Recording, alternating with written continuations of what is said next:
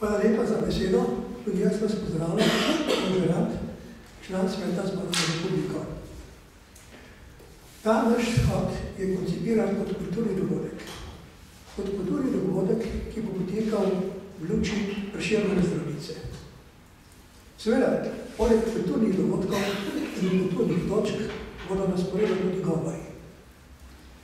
Naj vem, da bo glavni govornik bo tukaj prisoten, profesor dr. Lovro Šturm, ki je predsednik zbora za Republiko.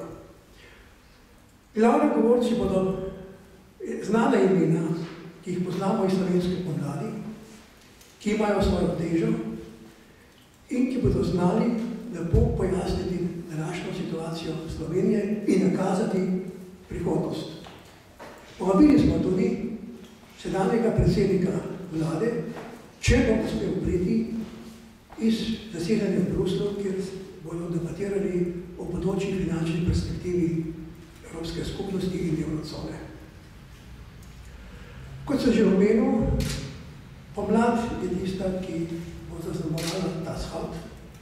Pomlad, ki v bistvu pomeni isto nadaljevanje pomladi iz leta 1991-1992, ki je začrtala pot Sloveniji v Združeno Evropo, v Evropo blagostanja, pravne države, človekovih svoboščin, pravic in neomejenega v bistvu prehoda iz države v državo, svobodno trgovino in tako naprej.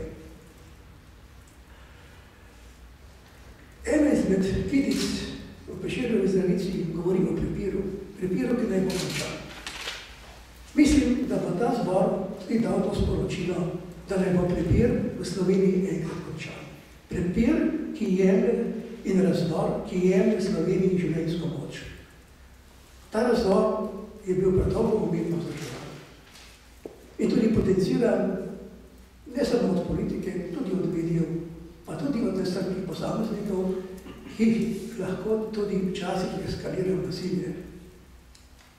Predsednik Republike je nedavno pozval na neko sožitje in v bistvu prenehanje sporov. Torej, naš shod, ki je shod posvečen odkrivanju resnice o stanju v državi in ki bo nakazal, kako iz krize in kam lahko gremo, bo pravzaprav tudi ena pot, ki bo povezovala Slovence.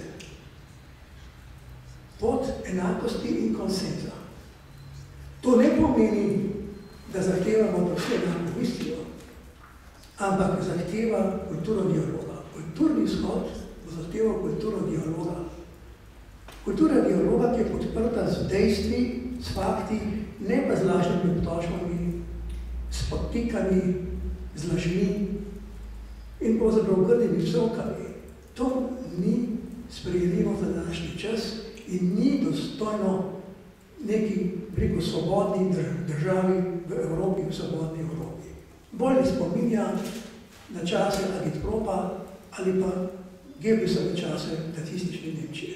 S tem moramo končati, s tem sovraštvom, tudi s tem, kar je omenil dr. Šturkec. To je osnova za naš napredek v bodoče. Torej, boj za resnico ni nek ideološki boj, je nekaj naravnega in ima zelo veliko težo v današnjem času. Da bodo ljudje spoznali, kje so različni vzroki, kdo je pravzaprav kriv zakaj. Da bodo demonstrirali in protestirali na pravem mestu, ne pa na nepravem mestu. To je osnova tega našega shoda. Torej, če še enkrat lahko ponovim, nakazana bo tudi pot naprej. Pot, ki nujno zaobsega sicer boleče reforme, ampak na koncu tega bo pa seveda prišel nek uspeh. Če hočemo tisti, ki danes tudi stavkajo in demonstrirajo, dobiti svoje zadoščenje in neko perspektivo, potem se morajo zavedati, da je za to potrebno nekaj storiti. Mnogo teh novih gibanj imajo pravzaprav v svojih slovanih in ciljih samo neke zahteve po razporeditvi nekega materialnih dobrin. Zelo malo je govora, kako priti do boljšega materialnega stanja. Kako zagotoviti nova delovna mesta, kako si zagotoviti boljša poslovila, kako privabiti tuje investicije, kako povečati inovativnost naše družbe, kako večati prodornost znanosti in prenos dosežkov znanosti v industrijo. To je pot. Kajti mi smo to krizo doživeli tudi kot rezultat globalizacije, ki je delovna mesta, automatizacije, robotizacije in tako naprej. Nujna je torej pot, da zagotovijo materialno stanje tako, da bomo mi šli na pot inovacij in dodatnih izobrazb vseh ljudi, ki so za to poklicani. In te stvari zahtevajo tudi neko odpovedovanje od vseh, tudi od mene, tudi od upokojencev.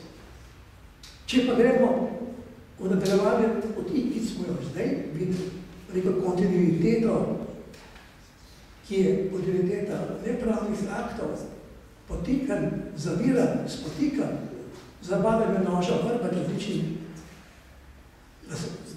političnega noža, zahodno, nasprotnikom, političnega nasprotnikom, to nas bo povečalo nazaj, to bo nas drago koštalo in mi prenajamo to breme na bodoče generacije. Torej, poziv tega zbora bo, da prenehamo s to prakso in da začnemo nekaj novega. S tem sem jaz končal. Hvala lepa.